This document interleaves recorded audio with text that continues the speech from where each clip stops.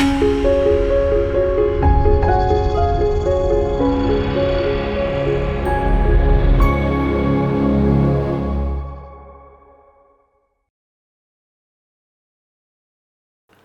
మాత్రం. నేను మీ journalist Navata. Welcome to R voice. మనం చూసేదంతా నిజమేనా? మీడియా మన కళ్ళకు కట్టే ప్రతి బొమ్మ వెనక ఒక అదృశ్య హస్తం ఉంటుందా?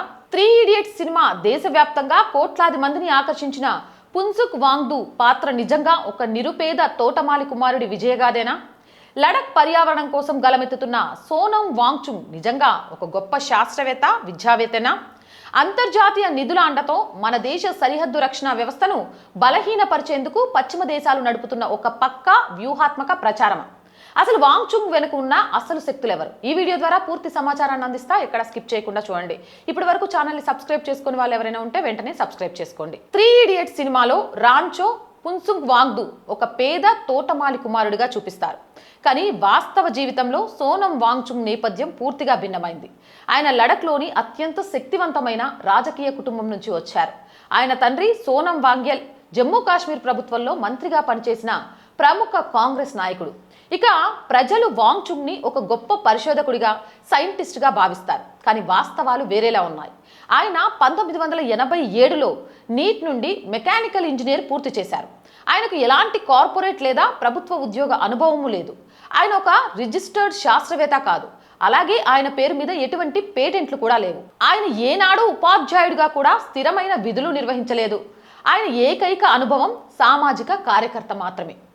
1988లో Wangchuk students education and cultural movement of Ladakh ప్రారంభించారు. 1995లో ఆపరేషన్ న్యూ హోప్ చేపట్టారు. ఈ ప్రాజెక్టులన్నిటికీ Ford foundation, Tata trust, Dan church aid, Karuna trust వంటి సంస్థల నుంచి భారీగా నిధులందాయి. ఒక సాధారణ ఇంజనీర్ గ్రాడ్యుయేట్కు అంతర్జాతీయ సంస్థలు ఎందుకు అంతగా మద్దతు ఇచ్చాయి?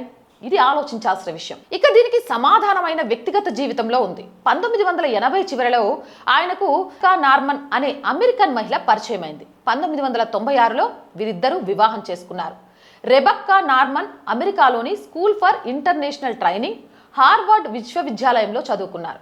సిట్ అనేది అమెరికా స్టేట్ డిపార్ట్మెంట్తో అత్యంత సన్నిహిత సంబంధాలు కలిగిన సంస్థ. దీనికి ఫోర్డ్ ఫౌండేషన్, జార్జ్ సొరస్ యొక్క open society foundation, bill and Melinda gates foundation వంటి సంస్థల నుంచి భారీగా నిధులు అందుతుంటాయి. రెబెక్కా అమెరికా డెమోక్రటిక్ పార్టీకి, జో బైడెన్కి బలమైన మద్దతుదారు. ఆమెతో వివాహం జరిగిన తర్వాతే వాంగ్చుక్కు అంతర్జాతీయ వేదికలపై గుర్తింపు, నిధుల ప్రవాహం ఒక్కసారిగా పెరిగాయి.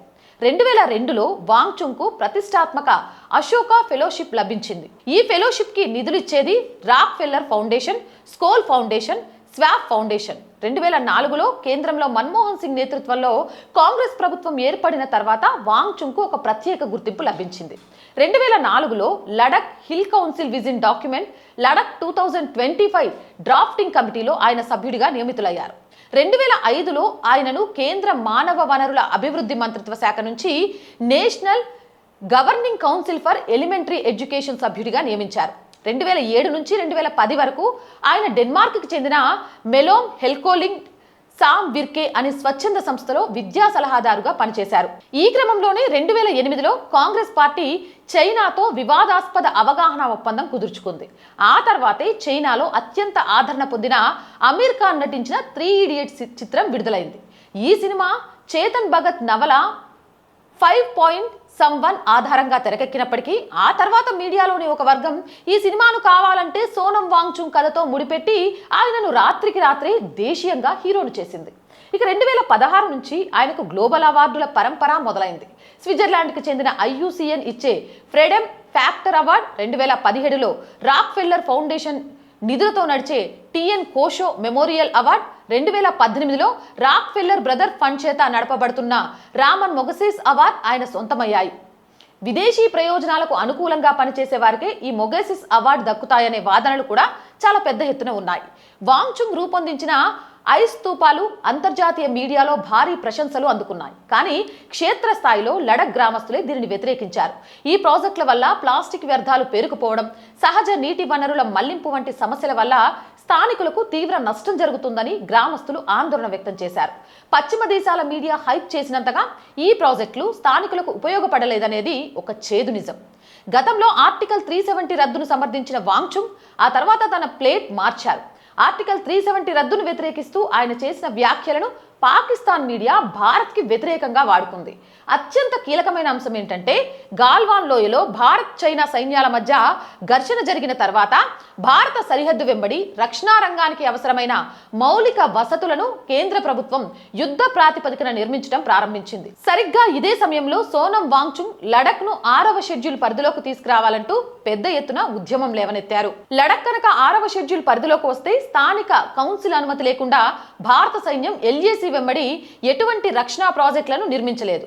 ఇది చైనా సరిహద్దుల్లో భారత రక్షణ సన్నద్ధతను తీవ్రంగా దెబ్బతీసే వ్యూహాత్మక కుట్రగా కొందరు రక్షణ రంగ నిపుణులు హెచ్చరిస్తున్నారు. దేశ భద్రత కంటే పర్యావరణ పరిరక్షణ పేరుతో స్థానిక ప్రాజెక్టులను అడ్డుకోవడం వెనుక అంతర్జాతీయ శక్తుల హస్తం ఉందనే అనుమానాలు వ్యక్తమవుతున్నాయి. దేశ వ్యతిరేక శక్తులకు మద్దతుగా వ్యవహరిస్తున్నారనే ఆరోపణలతో గత ఏడాది ఆయనను జాతీయ భద్రతా చట్టం కింద అరెస్టు చేయడం కూడా జరిగింది. ఇవన్నీ చూస్తుంటే ఒక సాధారణ ఇంజనీరింగ్ వెనక ఒక దేశీయ రాజకీయ పక్షం, అలాగే అమెరికా ప్రయోజనాల కోసం పనిచేసే ఫోర్డ్ ఫౌండేషన్ వంటి అంతర్జాతీయ సంస్థలు ఎందుకు అంతగా నిలబడ్డాయో అర్థం చేసుకోవచ్చు. ఎటువంటి శాస్త్రీయ ఆవిష్కరణలు లేకుండా, పేటెంట్లు లేకుండా కేవలం పశ్చిమ దేశాల ప్రచారంతో హీరోగా మారిన సోనం వాంగ్చుక్ అసలు రంగు బయటపడిందా? దేశ భద్రత కంటే విదేశీ శక్తుల అజెండాయే ఆయనకు ముఖ్యమా అనే ప్రశ్నలు ఇప్పుడు ప్రతి భారతీయుడిని ఆలోచింపజేస్తున్నాయి. మరి మీకు అలానే అనిపిస్తుందా? మీ అభిప్రాయం ఏంటి అనేది కామెంట్ చేయండి. అండ్ మోర్ వీడియోస్ కోసం our group of channels, our voice, our political, our Sanskriti ఛానల్ని వెంటనే సబ్స్క్రైబ్ చేయండి. కంటెంట్ బాగుందనిపిస్తే లైక్ చేయండి, షేర్ చేయండి. ఇంకా ఎలాంటి కంటెంట్ చేయాలి అనేది కామెంట్ రూపంలో తెలియచేయండి. ఆర్థికంగా ఆర్ వాయిస్కి చేయుతగా నిలవండి. మీరు చేసే సహాయం ఈరోజు ఆర్ వాయిస్కి చాలా చాలా అవసరం. సపోర్ట్ చేస్తారని ఆశిస్తున్నాను. ఆర్ వాయిస్కి సపోర్ట్ చేయాలి అనుకుంటే సబ్స్క్రిప్షన్ పక్కనే జాయిన్ అనే బటన్ ఉంది. 1 to 5 లెవెల్స్ ఉన్నాయి. ఏదో ఒక లెవెల్లో సపోర్ట్ చేయండి. లేదా స్క్రీన్ మీద గూగుల్ పే, ఫోన్ పేతో పాటు అకౌంట్ డీటెయిల్స్ ఉన్నాయి. మీకు తోచిన సహాయాన్ని అందించవచ్చు. వ్యాపార ప్రకటనల కోసం 8328 500 576 నెంబర్ని సంప్రదించండి. జై హింద్, జై భారత్.